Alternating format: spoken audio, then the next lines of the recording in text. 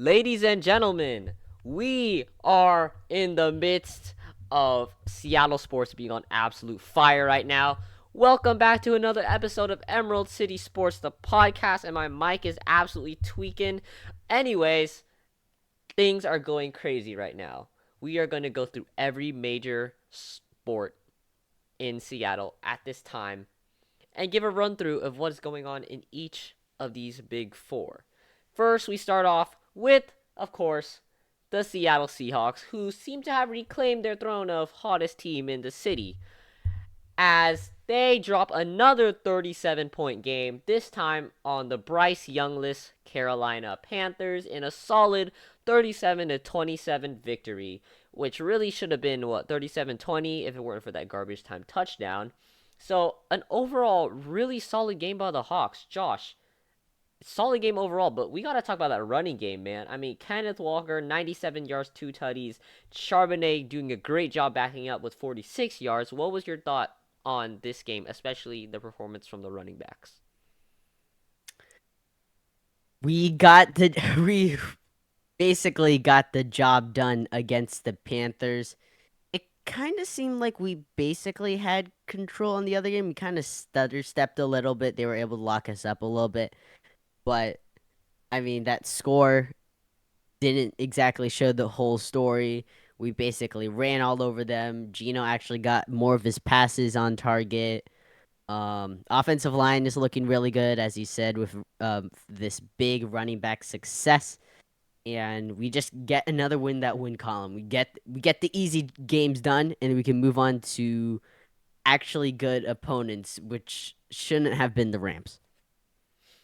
Yeah, I mean, a great game overall. We could talk about Geno Smith a little bit here because he wasn't bad. It was a tale of two halves. Geno Smith in the first half wasn't really the best, but Geno Smith in the second half, although he only threw for one touchdown, he played really efficient overall. And the only reason he only threw one touchdown because we decided to run it in the red zone instead. How interesting that the Super Bowl team was Mm. there to see that. Um, but a really solid game from Geno Oh yeah, Smith they were overall. there to see that. Yeah, I Mm. mean Super Bowl 48 reunion. We don't talk about the next year. I wonder if they'll do a next year reunion, but I don't think they want to do that. But Geno Smith was really efficient. His stats may not show it, but watching the game, you could tell this is a guy who's really patient. He hits all his targets. He throws to his tight ends, something Russell really never did. Josh, what do you think of Geno Smith's performance? He did it. I mean, 296 yards. I mean, he had 13 incomplete passes. I mean, not the best. It does include throwaways and stuff. But he, I, as I said, he did it, and he was able to give that perfect handoff to the running back right at the 1 yard line, right in front of the Super Bowl 48 in parts of the Super Bowl 49 team. All right, I had to pause. I thought Josh was gonna keep going because I don't. I think you guys can see here Josh's camera. It doesn't look that great. That's probably on my end. My Wi-Fi I'm is literally gonna probably video me. my Wi-Fi must be tweaking.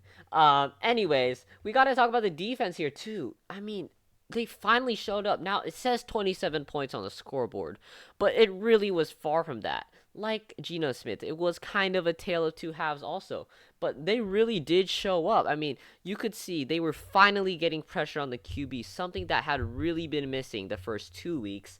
The D line finally started making moves. Jaron Reed was on fire this game, and the secondary played pretty dang well too. And we really got to talk about Devin Witherspoon here, Josh. I mean, this is a guy who people were already labeling bust before the season even began, just because he was holding out for a contract. And yeah, a lot of us were really skeptical, us included. But he came in, he really proved why the Seahawks drafted him at pick 5 because he played absolutely solid, especially against wide receivers like Adam Thielen up there. So he did a great job, especially with Reek Woolen out, with Kobe Bryant out, and him and Mike Jack did a really good job just backing up for them. Josh, what do you think of the defense's performance during this game? Honestly, I think they did okay. I mean, they still let in 27 points. They let the Panthers go 10 for 19 on third downs. I mean, not the best, not the worst here, but it seemed like on third down and second down, these Panthers were actually kind of picking up um what they needed so easily. Like Adam Thielen, 149 yards, a touchdown. They put Adam Thielen in so many open spots. They were able to shut down Miles Sanders in the Panthers running game, but it came at a huge cost in drives that we could have stopped many times. They were able to get the fourth down conversion that they needed, uh, but still needs on both sides of the ball. Honestly, Seahawks offense was Yeah. 3-13. Both sides of the ball really needs to work on those third downs because that could mean a touchdown or that could mean punting it in easy field to get 7 points the other way. Yeah, you're right. The third down really is something they really need to focus on. A little bit of a question mark from the defense. I gotta say, Bobby Wagner, man. Bobby Wagner, look, we all know how great Bobby Wagner is. He's gonna go down as one of the greatest linebackers to ever play the game. But, we all know he's getting up there in age. And it really did show against the Panthers. He seemed really stiff out there, having a lot of trouble tackling guys, having a lot of trouble covering guys. So Bobby Wagner is kind of a question mark right now. He's a lot older than the rest of the guys on the defense, and it can really show when he gets burned by tight ends or if he misses tackles. And really, a lot of his tackles just end up being like after 7 yard gains from running backs, which I wish Bobby Wagner could get more tackles for losses, more crucial tackles and stuff like that, because this is the kind of Bobby Wagner we saw in the last couple years before he went to LA, where he was only getting tackles beyond the line of scrimmage, where it was like a first down or a 7 yard gain or something like that. So, as much as I love Bobby Wagner, I gotta say he needs to get a little bit of a spark in there, or else, man, that defense really could die out. Because the linebackers are a very crucial part of this team. If one of those linebackers is going down in age, it's not gonna help the rest of the team out. Now, Josh, we go over to the city that never sleeps, or at least the state across from the city that never sleeps, because we're gonna go Yep. play the New York Giants on Monday Night Football, and it is the return we have all been waiting for. Jamal, I'm the best in the nation. Adams is finally gonna be back in that secondary. Josh, what are you looking for from Jamal? I think he needs to re-energize this defense. I mean, this defense has gone through three straight weeks of just being absolutely kind of battered by three NFL teams. Jamal Adams will help prevent those easy wide receiver completions, hopefully in the middle, please. And hopefully not get injured on Monday Night Football, as we've seen a recent trend of horrible injuries on Monday Night Football. I don't think I need to list them, Oh, but here we jeez. Hamlin, Aaron Rodgers, Oh, Nick this is Chubb. okay. There's a This is Monday scary. night curse here, and we're going to the gravestone of That Aaron is Rodgers very, next very Monday. true. That place has easily one of the worst turfs in the NFL. And now that you tell me that, Josh, I'm actually very afraid now. Um, that's gonna be very scary. I really hope nobody on either team goes down, because that is, by that point they're gonna have to change it to grass, or at least change it to a better kind of turf, because that turf has really taken a. That's like the New York's turf is like the compare. It's Arizona's grass. Like those two, you got the worst. You got the gravestone of turf, and you got the gravestone of grass. Two places where the Seahawks have gotten pretty rough injuries in the past. So yeah, this is gonna be a little scary. Now going back to Jamal Adams, we need to utilize him in the way we did when he had that amazing season with Seattle in 2020, and that means blitzing him a lot. This could mean using one of the line guys to drop back. We play a 3-4, so a linebacker could drop back in place of Jamal Adams. We know Jamal Adams can use that speed that he has, that explosiveness that he has, to get to the quarterback, And that's something we really do need since our pass rush, even though it got a lot better in the last week, still needs a lot more help. Josh, which weapons on this New York Giants team are you nervous about? Me, real nervous about the Giants? Really? Hey, man, you never know. You I never know. It really could can't happen. even. Yeah, there isn't really many like notable players in the Giants. I mean, just I guess Saquon Barkley, who's still just like half of really what he was of the standards that he was put as when he was drafted, and we have a pretty good run defense, and Jamal Adams is gonna come in and kill whoever has the ball. I think we're fine. I think I mean the Giants has that dog in them when they came back to beat Arizona. They could But it was they could just ride Arizona. the I mean, yes, it was Arizona. Um, but yes, they have that mentality that they can do anything, and that might be what could fuzzle the Seahawks. Nah, I'm just kidding.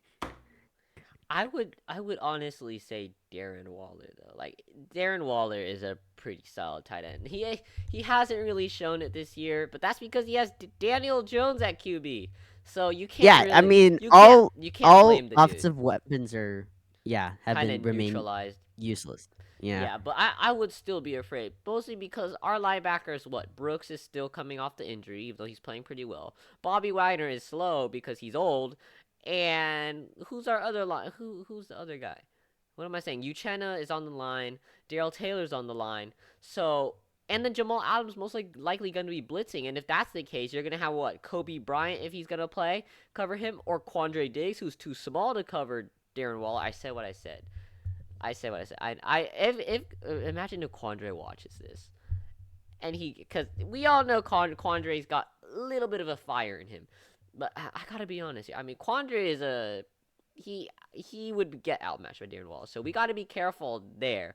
Um, I mean, if you have to put Jamal Adams back to cover, so be it. I think he would be able to do it to Darren Waller if he's been practicing on coverage, because the last time we saw him play, he got absolutely torched by Cooper Cup in coverage. So we don't really want to talk about that. But besides Darren Waller, I do want to see Jamal Adams do a lot of blitzing this game. Let's see him get a couple sacks. It'll be nice to see, especially giving a boost to the pass rush.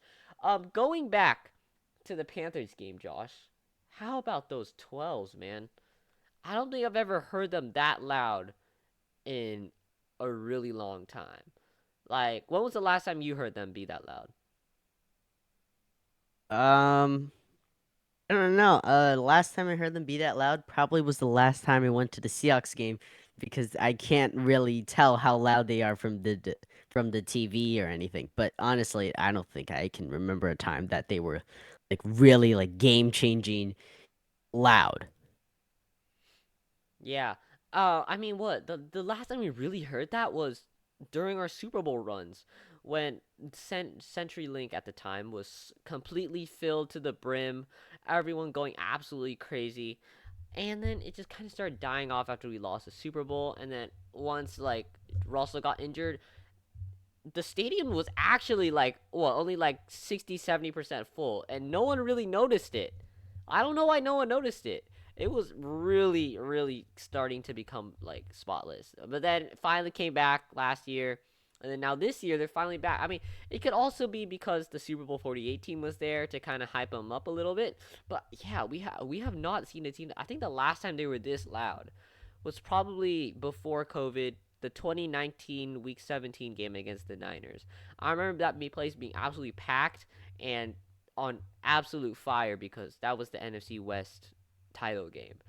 We did lose it, but they were electric. That was probably the last time. We've never seen them this loud in so long, but it's really nice to see the 12s go back to that old form that they were before. Now, Josh, let's go around the NFL a little bit here because this last week was really, really something. Um, let's go to Miami, where the Dolphins put up 70 points on Russell Wilson's Broncos, winning 70-20, and somehow they were outposted by Taylor Swift. look, I love Taylor. I mean, okay, I don't love Taylor Swift. I like Taylor Swift. Her music is solid. But come on, NFL. Why are you doing this? Like, your target audience is not teenage girls. Your target audiences are alpha males who really like to hate on Taylor Swift. So, not the best idea, social media. Anyways, Miami absolutely slaughtered the Broncos in one of the most embarrassing fashions ever, to the point where the Dolphins were feeling pity and didn't even attempt a field goal to try and break the scoring record. Now, Josh, yeah, can we say we won the trade now? I think we won the trade. What did you think of that What did you think of the Miami massacre? Um, I think it was amazing. A scoregami happened, which is the first time a game has ended 70-20. I mean, actually, two scoregamis happened this week. Yup, With the Steelers game yup. also being a scoregami. That was amazing.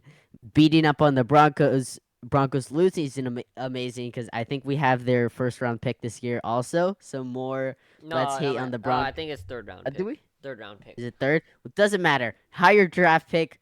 Uh, more hate on the Broncos so that we can get a better draft pick. Let's go. I think the Dolphins I think should have done for the scoring record. I mean, it's just like right there. Your art. I think 70 is already a lot. That doesn't. What's 3 points to the Broncos anyway? That is very true. But I mean, Mike McDaniel, as much as he always looks like he's high on drugs, he's a actually very classy guy for doing that. I mean, he said so in his post interview. He said, I mean, this game is not really what we're looking for. We're still looking for the Lombardi. This is just one game. They've still got a lot of season left to play, and really putting up 70 isn't as important to him as getting to the playoffs and winning the Super Bowl, which is a very classy answer. While you look on the other side, where Sean Payton is putting up a master classless disaster, where he is just ripping people left and right, trying to throw Russell Wilson under the bus, roasting Nathaniel Hackett, saying Tua Tagovailoa was going to be benched last year. And now look over here where Tua throws 4 touchdowns, absolutely torches the Dolphins, gets benched for Mike White. I mean, okay, he technically did get benched, but Mike White came in and still torched Pat Surtain. Like it's not even really Russell Wilson's fault either, because Russell still had a pretty solid game. I mean, 300 yards, a tutty. He did get a bad pick, but really, it's not him that's the problem anymore. It's coaching and the defense. I feel like Russell really needs Pete Carroll back if he wants to succeed, because his what he's done with Hackett and Payton. Everyone thought Sean Payton might turn things around. They're still at the same spot. I mean, they're worse than they were last year at this spot, because at least at this spot Hackett had gotten them to 2-1. But now they're 0-3 and they're playing in the toilet bowl against the Bears this week, which probably is going to end up as a 0-0 tie. Um so I don't think Russell Wilson's the problem. It's just the people around him are what's holding him back, and he really probably wishes he never left Seattle at this point. Because, well, now you think about it, he on the day of our Super Bowl 48 reunion, the Broncos got blown out in honor of the Super Bowl 48 team, and Russell made sure that happened, right? Man, props to Yeah, Russell. Props to Russell. that was amazing. He's so cool. I love Russell. I'm back to liking Russell again. I actually do feel bad for the bro. Like, okay, last year it was understandable we were rooting against him because we yeah. Oh, I almost knocked it. Because we wanted a good draft pick, and also because the way he left us was not on the best terms. Now, now that we already have our draft pick and he's already playing well, there's really no point to root against the Broncos anymore. So it is what it is. They can still turn things around. It's only 3 games, 3-4 games into the season. He's still got time. Should we talk about the Chiefs, or is that enough already? Nah. As if the Chiefs did not need any more bandwagons, man. Like they already had enough bandwagons, and now you got all the Swifties going onto the train. Like, man, I think that we need sucks. like a double episode, like a back-to-back episode where Martin just rants about one, how much he likes Taylor Swift, and I know. two, Okay, about the Chiefs. But that's gonna be at the last like look, 2 minutes of the episode. look. I respect Taylor Swift's music. Okay, she has bangers. She has bangers. That's all I'm gonna say. But I don't like that. Like the NFL and I don't like that the NFL and like all these sports social media pages, all they're doing is posting Taylor Swift. Come on, like get back to sports here. Your target audience is not teenage girls. Your target audience are alpha males who spend their time hating on Taylor Swift. So I mean, you might as well lose fans at that point. Um, that was pretty interesting though. I will say though, Travis Kelce really pulled. He can pull. That guy can pull. Um, but yeah, that's the NFL. It is. Week 3 might be the most wild week this year, honestly. Like, can you think any other week would be as wild as this, besides like the last couple weeks? I mean, this is probably already the craziest week of the year, and we're only 3 weeks in. It's Script insane. writers going crazy right now. Yeah, the script writers are on fire. Give them an what? Give them an Oscar, an Emmy, a Grammy for their for I don't know what they get a Grammy for, Their but songwriting after Kelsey and Swift break up. no, they could get a Grammy for the Sunday night song, the Fox song, whatever. You could get stuff for that. Really? But yeah, the NFL's on absolute fire right now, and it's only week 4. This is great. I'm there for the popcorn. But you know what's not great right now? The Seattle Mariners. Things are not looking good. It just went from excitement to absolute pain on this podcast because the Mariners, man, their playoff chances are really starting to crumble on them. It is getting slimmer and slimmer by the day, and really, I don't know if they can make it anymore. Like, this is rough. They're on their final series now, and it does not look good for them at all. In these past few games, they got swept by the Rangers, and then they lost the series to the Athletics. I mean, not Athletics. Yeah, to the Astros, 2-1. So they lost the series against the Astros. They got swept by the Rangers, and now they are 1.5 games behind the wild card. So it is really bad. They only have 4 games left to go. So they really need to turn things around here if they even want a shot at this. Josh, what happened to the Mariners? What happened to the Mariners is that I mean, I don't know who you can blame. I mean, everyone is just showing that fatigue right now when it matters most. Eugenio has been playing every single game this season. Obviously, there's fatigue here.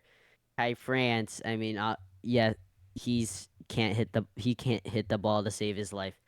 Julio Rodriguez, a golden sombrero last night in a basically must-win game. We can't hit the ball. Luis Castillo can't save us because he can't pitch the ball either.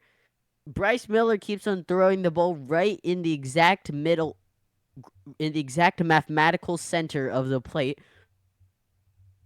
Uh, like just, there isn't a lot of hope yet right now, and there won't be unless teams lose. There's no control anymore. This is it. Yeah, You can't lose any more games now because if you lose one, done. and that's unless every single team loses, we're done. That's it. It's crazy how 1 month ago we were riding on a high from an amazing win streak, an amazing August, and it all came crashing down in just 1 month. Really disappointing for the Mariners. I mean, the hitting is just not there. The pitching completely fell off, and we really have nowhere else to turn, like you said. I mean, now we don't even control our own destiny anymore. We have to rely on other teams to finish it off for us if we even want a shot at the playoffs. And to even get a shot at the playoffs, we need to sweep the Rangers, which we know is a really hard possibility. Like, it is a very slim chance that we sweep the Rangers, let alone win the series against them. It is not a good look for the Mariners right now. And man, after just the euphoria of getting to the playoffs last year, it all came crashing down this year. What? Like, it's like we're already writing our defeat letter. I mean, I get it. 4 games. There's still so many things that can happen. But with the way they played in the series against the Astros, it's really hard to not. It's really hard to still have hope. Like, just the way they played, the way things went, the way the Astros were still hitting everything, freaking Yordan Alvarez, it hurts to see. And yeah, we might have lost all hope at this point. It is really, really rough. We gotta talk about freaking Hector Neris though. Come on, absolutely classless. Yeah. Like, I mean, Josh, what do you think about that? Yeah. So he got the strikeout, gave Julio another strikeout towards his golden sombrero, and walked towards him. Started a scuffle. Um, yeah, and then he just sat. He actually sat. He just sat in the dugout while everyone else just talked it Yeah, out. he Julio was he trying to get walked him. straight at Julio, then took a detour. He's like, "Oop, I know I'm gonna lose this fight, so I'm gonna get out of here." Like that's a pretty cowardly Even, move, man. but then like his like one of the staff actually like shoved him out back onto the field for Yeah, actual if you're a gonna bit. instigate something like that, back it up, dude. What kind of like that's like a bully thing to do right there, where you're gonna instigate something, bully another person, and then run away and let your cronies do it for you. That is a very low move by Hector Neris. And it's crazy because him and Julio were supposed to be friends. They worked out together in 2020. Like, they are supposed to be close. And they're from the same country, too. They've known each other for a solid amount of time. And now it all just thrown away. And he apologized earlier. But Julio had wanted nothing to do with him. It's great. Man, not only did this Astros series suck, but so many weird things happened. Like George Kirby getting a ball thrown at him from the stands. And not even by an Astros fan, a Mariners Yeah, fan. Some guy in a City Connect Kelnick jersey. Like, what are you doing? What are you thinking, man? Threw I your think pitcher out of concentration. Like, I think it's silly. I think George Kirby, he was signaling for a new ball, right? New ball. So I mean, the fan gave it to him That's so because the dumb. umpire was out of balls. Nailed him in the chest. And now that guy's got a lifetime ban, probably, from T-Mobile Park. That's such a boneheaded move, man. Why would you do that? Did he think he was funny? Did he think he was trying to get clicks or whatever? Or he's like, quickest way to get famous. Look, Mom, I made it. Look, Mom, I made it on the TV. Look, it's me. I'm getting escorted out of T-Mobile Park. Ridiculous. That's not a good. We Mariners fans don't claim that guy, by the way. He's not one of us. Come on. If you were a real Mariners fan, you wouldn't try to throw a baseball at your pitcher's chest. Not even one pitcher. It's your star pitcher. Like George Kirby's probably your star pitcher at this point. And you're throwing a baseball at his chest. What are you trying to do? Kill the man? Ridiculous. Ridiculous. Hey, with how far he was uh how far he was sitting from, I mean, honestly, that was actually a That's true. he got And to I throw a think he spot must have on done him. it sitting down too. So that's true. Maybe we could put him in the outfield to replace Teoscar Hernandez. Sorry, Yeah, he's banned as a fan. He's banned from entering T-Mobile Park, but as a he's not fan. banned from playing on at T-Mobile Yeah, I Park. mean, look, Teoscar had a great catch that one game in one of those games, but still, he ain't the best outfielder. We can use that guy to at least get a cannon a home plate for Cal. All right, that's I don't know. Is that enough ranting about the Manners, Josh, or should we continue? Uh, I say, I mean, let's talk about this math we have to do here. order to reach the playoffs. We are 1.5 back from the As if I Astros. didn't need any more math in my life. I'm just kidding. I love you, Mr. Holt. You're cool. All right. Shout out, Mr. Shout Holt out right Mr. Holt. now. Shout out Mr. Holt. He's got that dog in him. All right. Keep going, Josh.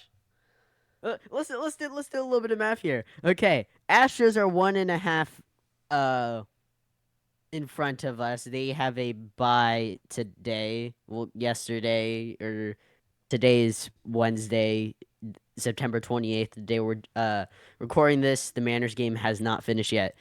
Blue Jays are 2.5 back. They just beat the Yankees on Wednesday, September 28th. I don't know when you're watching this. Hopefully not like a year from now. Um, but basically, we at minimum must win the next 3 games to have a shot. Obviously, probably 4 now that we know that the Blue Jays took a game. We can't even catch them. And the Astros, I mean, are playing against the Diamondbacks, which are, I think, about 2 games ahead on the NL wild card. But I mean, pretty safe since there's 2 teams fighting for that last NL wild card spot, and they're probably going for each other or something. But if we tie with the Astros, we are in. We hold the wild card against the Astros. If we tie with the Blue Jays, we're in. We have the wild card over the Blue Jays. If some reason there is a 3-way tie or even a 4-way tie between the Rangers, Astros, Mariners, or even the Blue Jays, Rangers, Blue Jays, Astros, Mariners, which be if that would happen if we like sweep the Rangers, Blue Jays get killed the next 3 games, and then the Astros get sweep, some sort of thing that gets everyone tied, 3-way or 4-way. We hold the tie. We would hold the tiebreaker. As not right now, we don't hold the tiebreaker. But if we end up in that scenario, we would have a winning record in the AL. Give us the tiebreaker on whoever it is. If it's a 4-way tie, the Rangers would be out. 3-way tie, I do not know because I don't know which 3 teams are going to be in, but it's not going to be the Mariners if that happens. We have all the tiebreakers. We are able to perform somewhat good in the AL games. That if we're good in this 4-game stretch, we will make the playoffs. But we need specifically the Astros to lose to the Diamondbacks and then beat the Rangers for the first time since May. That's why a lot of people have already given up hope. It's going to be a tough. I mean, yeah, we do have all the tiebreakers, but we need every team to like lose first if we want to have a shot. So it is a long way to go for the Mariners. It's only 4 games, but it feels like an eternity just waiting for each team to lose. It would be great to see Arizona and Paul Sewald take out the Astros for us, though, because I mean that would mean Paul Sewald is still one of the boys. Wouldn't it be great if we had like Houston hadn't played yet, and if they lost, we'd be in a tie, and then Paul Sewald comes out to close, and he gets the dub for the Diamondbacks, which gets us into the playoffs. I mean that would be a pretty nice story, right? I mean, but man, it is gonna be rough. How far we have fallen, Josh. It was a rough stretch there. A very, very rough September. And to make it even worse, how about we talk? Let's go over to the other sport and talk about their atrocious logo. I think I am on fire today. Yeah, Josh. let's talk about something happier for the Sounders. Payroll here. Let's go. New logo new merch to sell more money to fund no new players because we haven't had a signing since 2021. I hate that There's logo. no Shohei Ohtani in this game. I Messi is already in Miami. I hate that logo. That logo does not look good at all. You got rid of the Seattle Sounders. What represents our, like, you got rid of the word. You replace the good-looking Space Needle with a mid-looking Space Needle, and it's just color. It's just what happened to the uniqueness of it all. Why is it so basic? Like, our old logo was really good. It looks really good. Now you have the most basic looking logo ever. I will say the teal is not bad, but it just looks like a copy and paste of like Kraken colors. It's like MLS. Like, what is going on? That is not a good logo at all. It just is not it. Josh, what did you think of the logo? I thought it was mid, like very mid. Aqua color, absolutely love it. Like that that could mean so many that could add so many new kits and stuff. We could have like a three stripes having three all three colorways. That would be amazing. They're not going to put that much risk into the kits next year because that's Adidas soccer and MLS soccer in general, but it would be cool. It would be a nice idea. This is just a nice idea, but shouldn't have been the real thing. We could have. I mean, I thought the main reason they would change their logo is because they would, as I said before, probably ran out or a too expensive contract on the Space Needle. No, they kept the Space Needle, but now it's just the Space Needle. I mean, they don't even play right next to the Space Needle. You know who plays literally at the Space Needle? Seattle Kraken. The Seattle Storm. They should be the people who should actually have the Space Needle. Um, and seriously, just the Space Needle in their chest. I mean, who could it be? Like, you see a picture of it, it's just like, huh? Like who? Um, I mean, like the flattened version doesn't like really look that good. I mean, it has. Uh, I think the Space Needle could have been black or could have been white. That could have been really cool. The teal stripe, though I like the color, absolutely ruins it because little contrast around the green to blue and just Yeah. doesn't make it look like if you have a weird neon outer glow filter when you're making YouTube thumbnails kind of thing, it just looks off and it's not going to work on a lot of things.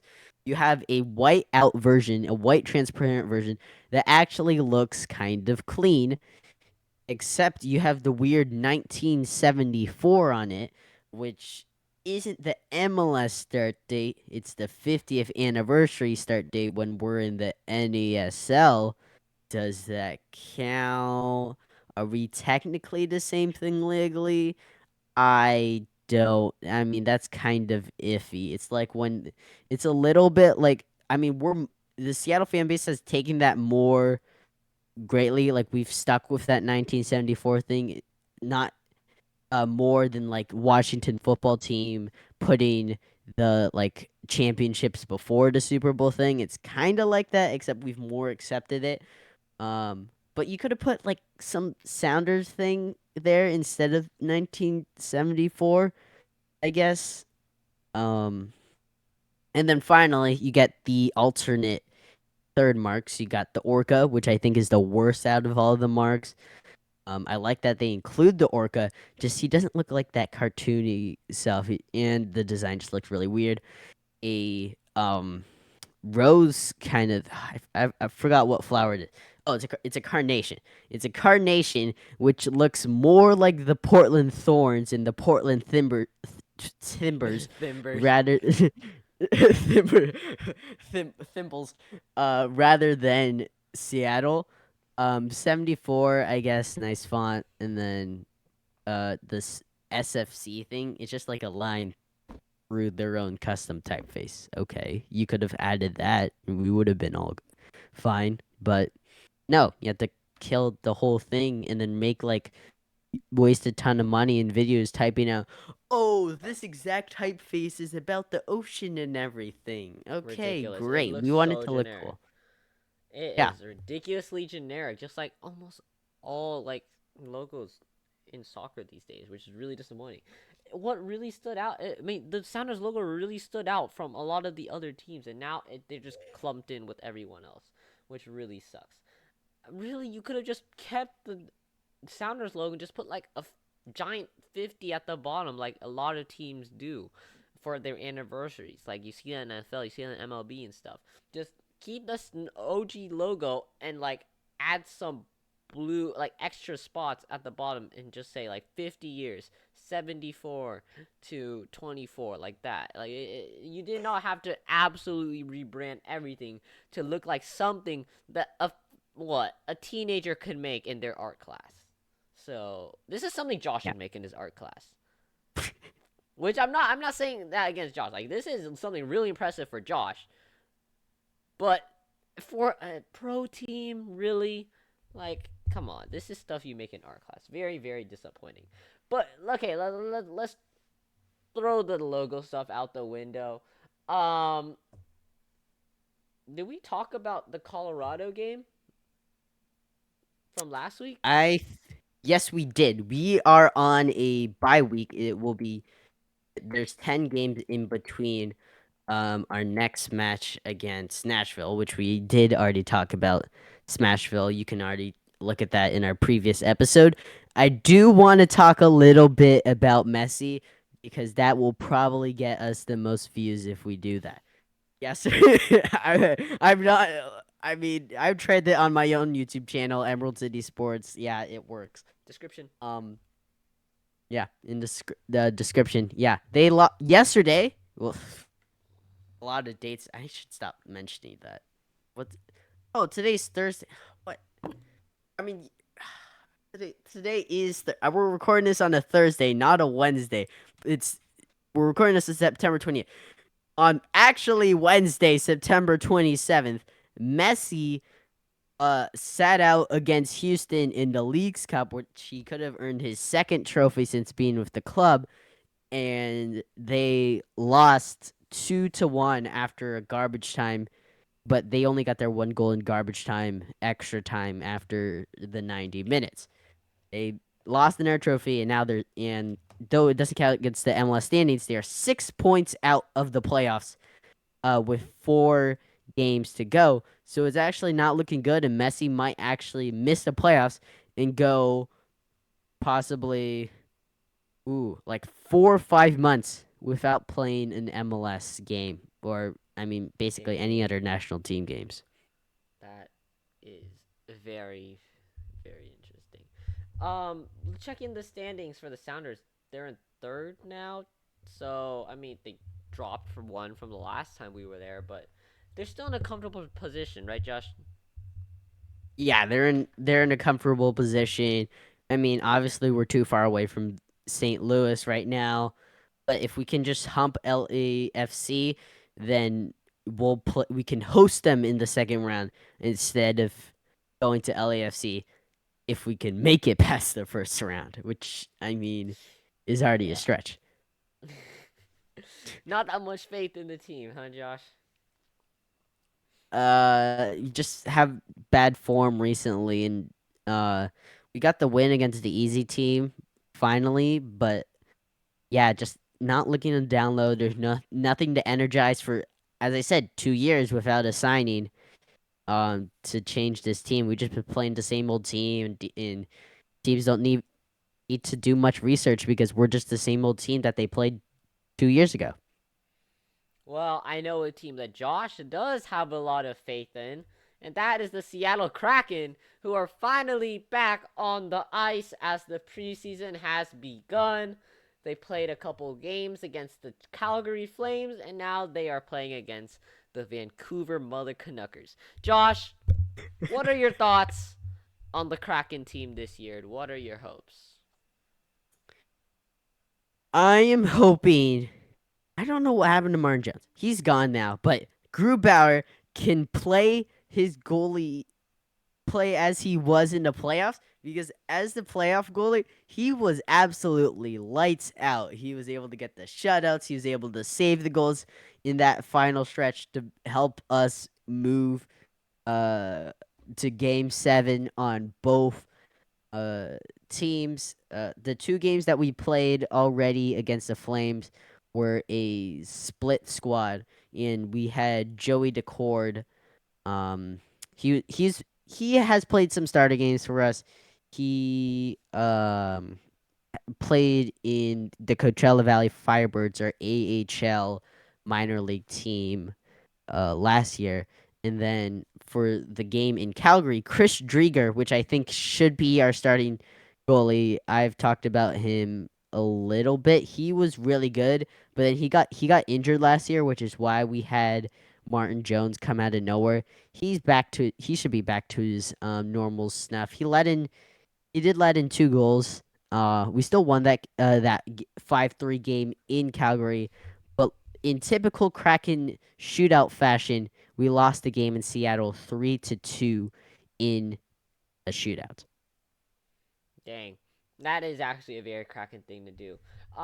You got 4 more games. Um, 2 against the Mother Canuckers and 2 against the Oilers, and then you get right into it with a game against the Vegas Golden Knights. So, Josh, high expectations for the Kraken this year, especially after their honestly like quite improbable playoff run last year. Josh, early prediction. Ooh, earlier prediction. Uh, I think I think Shane Wright. He got an exemption to go to. He's on the AHL Firebirds. He was our 2022 third overall pick. I think he's gonna come to the Kraken soon. Hopefully, maybe in December, and join Matty Beniers, uh, and just turn this team into an absolute force to be reckoned with. Hey, Matty Beniers for MVP. I mean, you never know. Anything can really happen in the NHL. That's my hot take. Matty Beniers will win MVP this year. I said it. Boom. Is that a good take, Josh? Is that a good take for a guy who knows minimal N- hockey? Not really, because of the way the Oilers have still been Yes. playing. Um, yeah, Connor McDavid. You can't mess with Connor McDavid. He's still He's like there? breaking. I swear I've Yeah, heard he's his still there. name since like 2013. I might be Yeah, tripping. he's just still he broke a ton of records in 2022. Like, he's carrying the Oilers, and I mean, since he's the only good person there, he's just scoring all the goals and just takes MVP every Makes single sense. year. Makes sense. All right. I mean, the Kraken, hey, this is going to be a huge year for them. A huge year where hopefully they don't end up like the Mariners and end all hope of a run it back type of beat. How about we talk some fantasy football, Josh? Whew. I absolutely stink. I am what? I'm like 0-3 now in this league. Yep. I have not been doing good. Um, I have been trying to make some trades though. I think. I don't know. I Or think. basically get over your 3 week loan Well, of okay. Oh Raheem yeah. Oh yeah. Mostert. Oh yeah. You gave me a Raheem Mostert back. So I don't know if I told this story on the pod before, but Josh back in August after we drafted, he was begging for Raheem Mostert. He's like, "I'll give you Clyde Edwards-Helaire. I'll give you. I forgot who else you were gonna give me." I was like, "No, I'm keeping Raheem Mostert." He like bombarded me with these really annoying stats for a good half hour. And I gave up. I was like, fine, Josh, you take him for 3 weeks. But if he does better than Alaire for 3 weeks, you better give him back to me. And Josh did promise, and he did go through with the promise. So kudos to Josh for that. It was funny because the chat seeing that trade were like, what the heck is Josh doing? He got absolutely fleeced. Like, did he not watch week 3?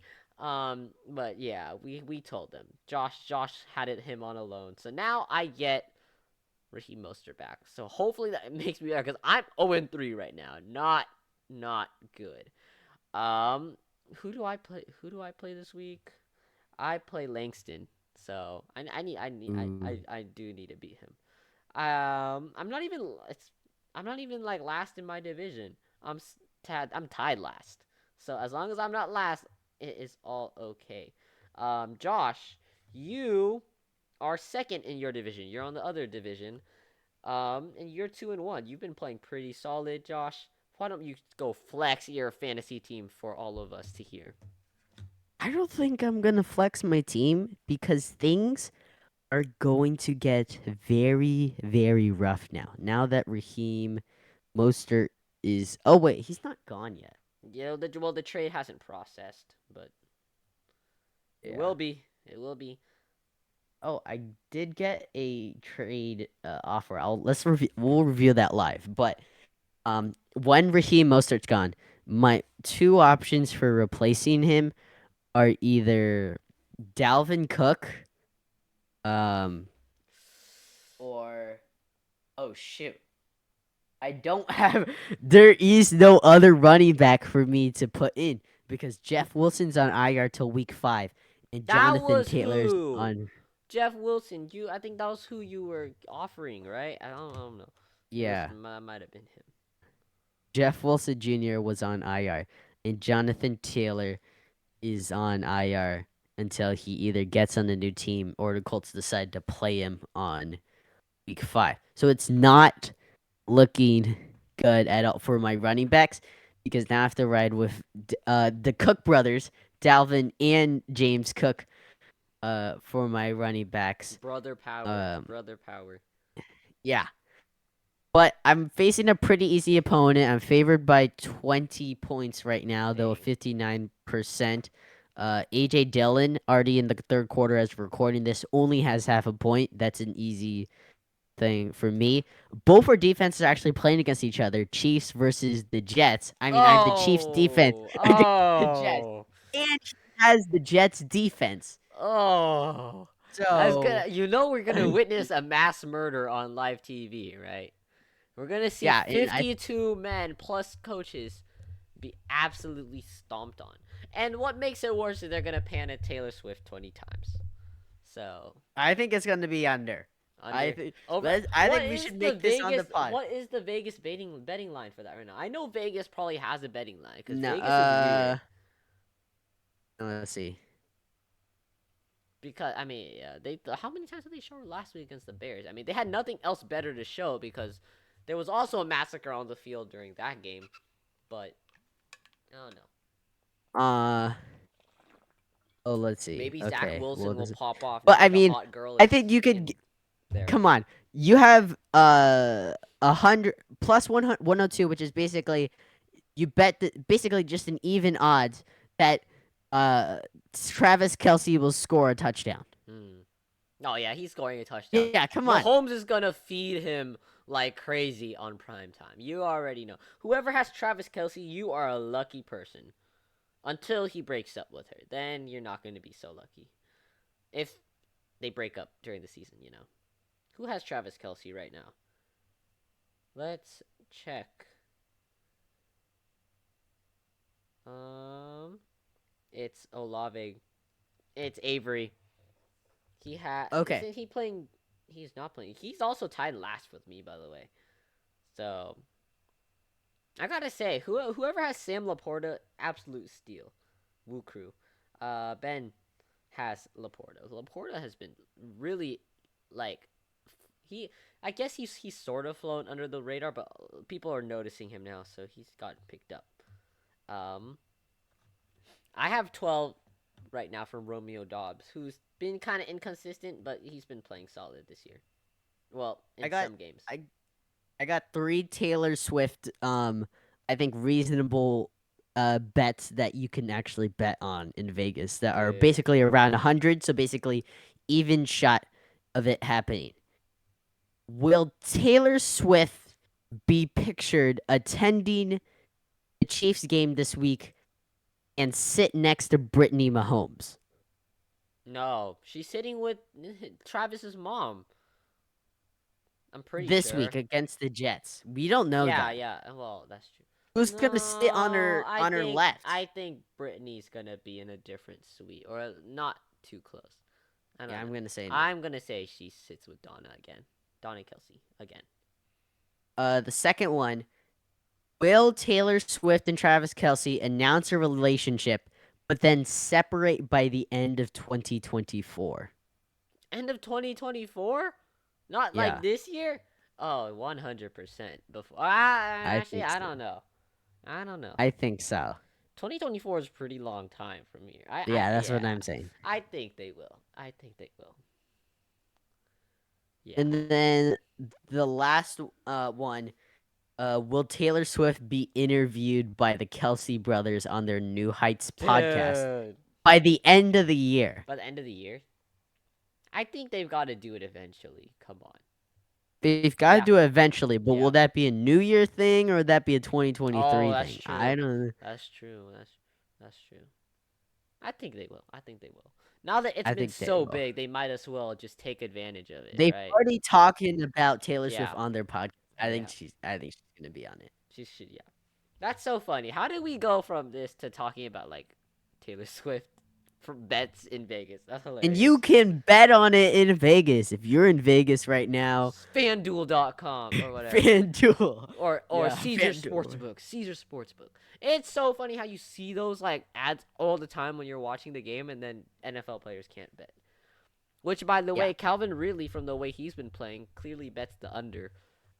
Sorry, he did not need to catch a stray like that. I'm sorry, Calvin Ridley.